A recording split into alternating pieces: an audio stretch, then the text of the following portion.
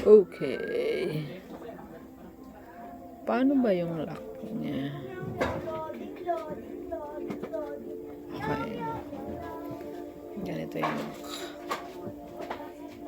So,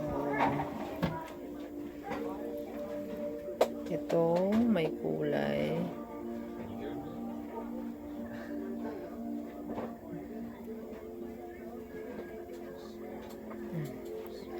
Tapos ito, pipindutin mo lang itong isa. May pinipindot dito. Ayan. Pipindutin mo lang yan. Tapos, swak. Swak na. Tapos tatanggalin natin. Pindutin mo lang. Sana siya. Nawala na yung pindutan. Nawala.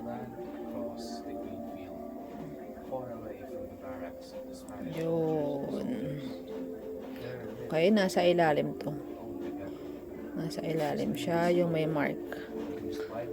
Ayan o, yung may mark. Parang ano, diyakat. Saka mo siya isalpak na ganito. Yan, para malak. Tapos may pipindutin ka rito. Na maliit lang siya. Para ma-open mo siya ulit. Okay. Ganda yan.